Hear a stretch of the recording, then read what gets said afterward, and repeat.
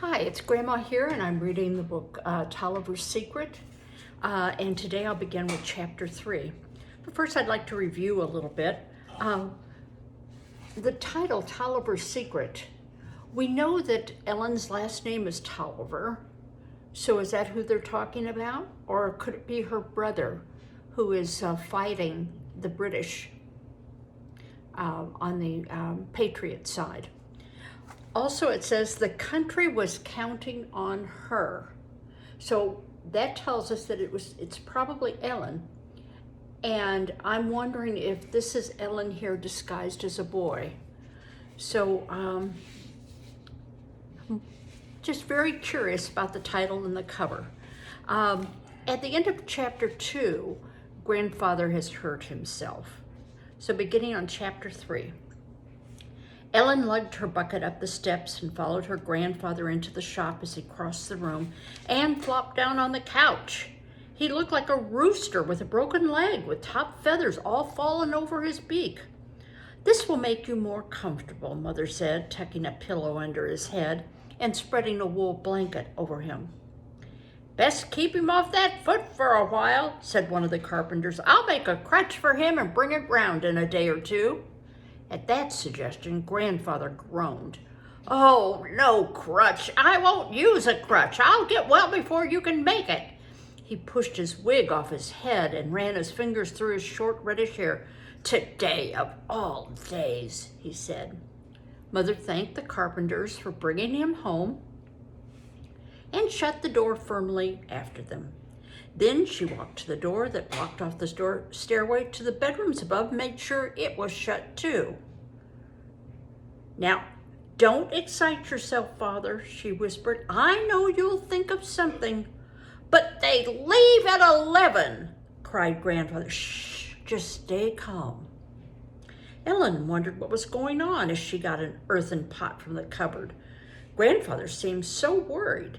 And there was a strange loaf of bread with the snuff box baked inside. She poured half the water from the bucket into the pot and brought it to her grandfather's couch. She watched him pull off his shoe and white stocking and wince as his foot hit the cold water. She picked up his wig that had fallen to the floor. Sitting down on the couch, she stroked his sandy red hair. It was hard to see Grandfather lying there all disheveled, with his leg hanging over the side of the couch and his foot in a pot of water. He looked like Ezra. Ezra was always getting into some kind of trouble, when he fell from a tree or got caught in a beaver trap. But never Grandfather. He was the one who took care of everyone else. He put leeches on a bruise or cut a vein and let the blood flow out into a basin to cure any ailment. Everyone came to him with all their troubles. Ellen hated to see him look worried. The freckles stood out on his anxious face as clearly as spots of rust.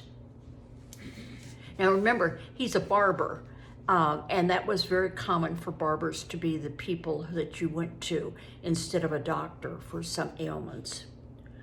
"Would you like some hot porridge, Grandfather?" she asked. "No, thank you, Ellen," said Grandfather without opening his eyes. "What time is it?" Ellen looked up at the little square clock. "It's only 8 o'clock. Would you like some tea?" she said eagerly. "I could take a few of the officers' tea leaves from the sea caddy." "No," Grandfather said again as he pulled his foot from the water and held it up to look at it. With a groan, he let it fall back on the couch. There was no doubt about it, the ankle was even bigger than when he first came home. If it were someone else's ankle, Grandfather would have put leeches to take out that swelling, Ellen thought. Now she knew what she had to do. She'd put the leeches on his ankle for him. She'd take the tongs and put those slimy leeches on his ankle, watching them slither around until they got a grip on the skin. Then she'd have to see them swell up while they sucked out the blood. She shuddered at the thought. I shudder at the thought. But she'd do anything to help Grandfather get better. Though it made her feel sick to think of it, she stood up and looked at the green glass jar on the counter. Once again it seemed to her that the painted faces of the wigged gentlemen were smirking at her beneath their big white wigs. "Pox on you," she said to them, although they really hadn't laughed at her. "I can make myself do this." Yet gingerly, she picked up the jar with both hands, turned to Grandfather, who lay with his eyes closed. "Look, Grandfather," she whispered, "I can help you. Take your foot out of the water and I'll put some leeches on it." Grandfather opened his eyes, smiled at her weakly. "Thank you, Ellie," he murmured, "but it isn't time for leeches yet. Later, when it's black and blue." He patted her waist. "That was kind of you." Whew. She put the jar back on the counter and hastily wiped her hands on her skirt. She saw how really tired Grandfather was and drew the curtains across the 2 front windows to shut out the noises of the street. Since that made the room dark, she gathered pine knots from a basket to start a fire in the small fireplace. Perhaps Grandfather would feel more cheerful when he looked at a bright fire across the room. As she sat down in the chair by the fire to eat the porridge her mother had made her, Ellen could see that Grandfather had dozed off with his arms across his face. He lay so still and quiet that the ticking of the clock sounded very loud in the room. In the street, she could hear the creaking of an old ox cart, and then the quick jingling bells of a sleigh. But inside there was only silence. Suddenly, Grandfather cleared his throat and called out crossly, "Where's that boy, Ezra? Didn't he come back to New York with you?" With her spoon halfway to her mouth, Ellen turned and stared at him. Had he forgotten about Ezra? He must be out of his head. "Ezra didn't come back with us," Ellen reminded him. "He marched away with General Washington's army last fall, don't you remember?" Grandfather clapped his hands to his head. "My brain's addled. Must be the fall on the ice." When at last Mother pulled the brown loaves from the oven, the whole house was filled with the smell of fresh baked bread. She brought the round loaf to show Grandfather what a fine, strong crust it had. To Ellen's surprise, Grandfather groaned again when he saw it. "Put it there on the shelf," he said. "But what's to be done now?" Ellen heard him whisper. "The message must get to them tomorrow." "Couldn't your friend the cobbler take it for you?" Mother asked in a low voice. "Oh, he went last week, and they are suspicious of him." Ellen could see that her mother's nervous hands, playing with the scissors and razors on the little table between the 2 chairs. Maybe I could take it for you, Father," she said softly. "I could dress up as a man." "You'd fool no one but an idiot, Abby. You'd never get home again." Grandfather's fingers played up and down the row of brass buttons on his vest.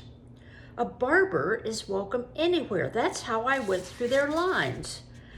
And with my shaving kit and my jar of leeches."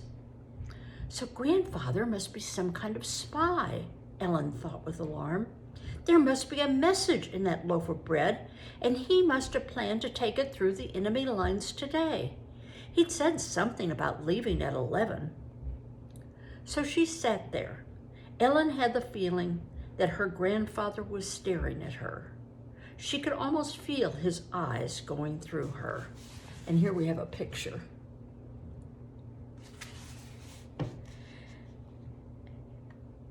"Ellen could take it for me," he said with a decision. Ellen could not believe she'd heard her grandfather correctly. He couldn't mean that he'd send her through enemy lines as a spy? Mother sank down on one of the barber chairs by the counter and stared at him in a startled surprise. "A little girl to do a man's work? She's 10, isn't she? Almost 11. She's old enough." "But Father," Mother cried. She was almost stuttering in her hurry to object to her grandfather's idea. "It's too cold to go sailing across the bay in December. A little girl would freeze with only a shawl to wear." She clapped her hands to her brown hair and ruffled it with nervous fingers. "How could you think of such a thing?" "Oh, now don't get so upset, Abby," Grandfather whispered. "She could wear Ezra's old clothes to keep warm. No one would notice a small boy with a loaf of bread. Quickly, Ellen looked from one to the other. Her mother wouldn't let him go ahead with a scheme so wild. Mother's blue eyes flashed. But Ellen doesn't even look like a boy. Shh, said Grandfather, pointing to the ceiling. We could cut her hair like a boy's. He seemed rather pleased with the idea of the disguise.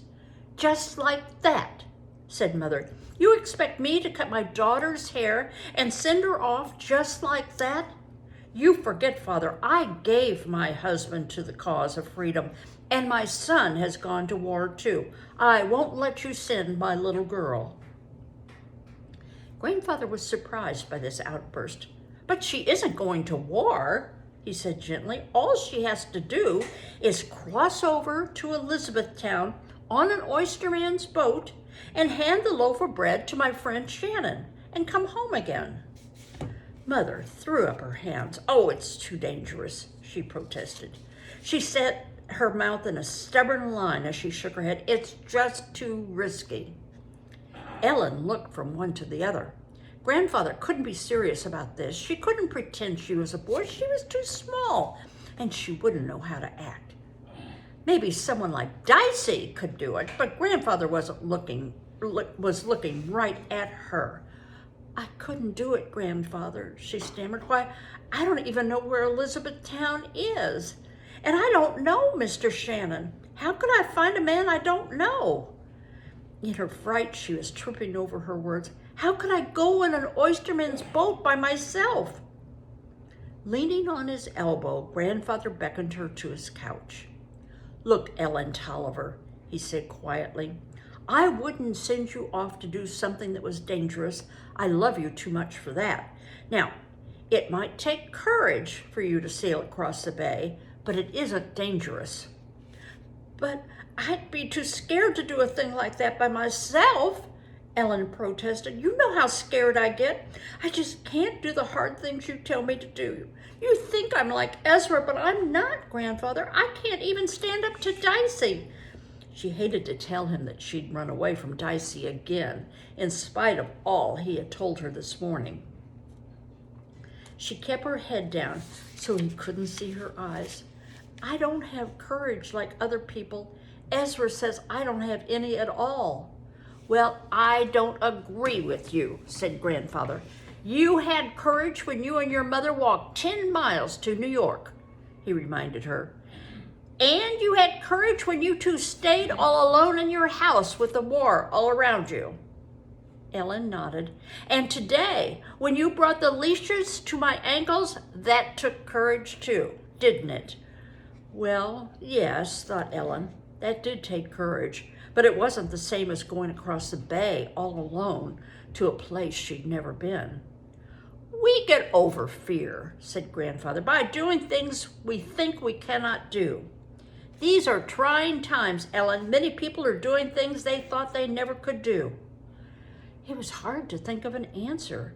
Ellen stood, twisting her fingers and wondering what to say. She thought if they made her go, she might never get back again. Whew. I don't know about you, but I think I'd rather go across the bay in an oyster boat than pick up those leeches and put them on somebody's leg, but that's just me. Anyway, we'll find out the next chapter if she indeed becomes a spy. Bye-bye.